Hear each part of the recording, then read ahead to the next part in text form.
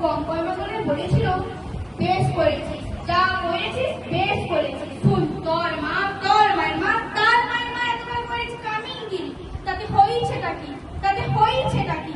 এই কথাটা মনে রাখবি সাজলি, তুই কিন্তু কামিন হবার লাগে জন্মাস নাই।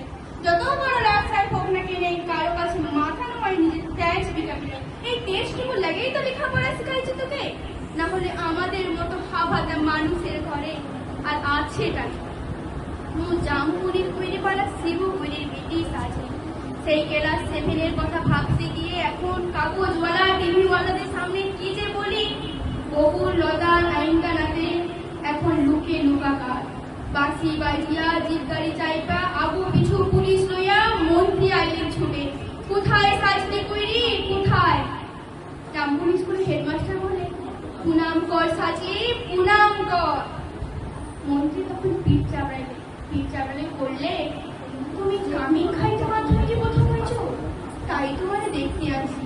সত্যি বড় গরিব অবস্থা বটে।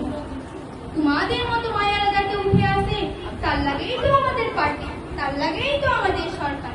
এই নাও 10,000 চেকটা এখন নাও, আমরা তোমাকে ফুল দিব, সমর্থনা দিব, দাদা টাকা তুলে দেব।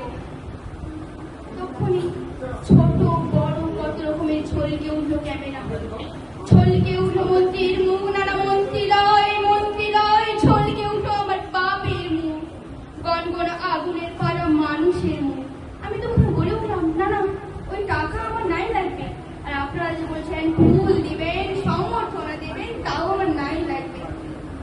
বাবুপাড়া দেখোরা কিন্তু বড় বেটা, পার্টির এখন বড় লেটা।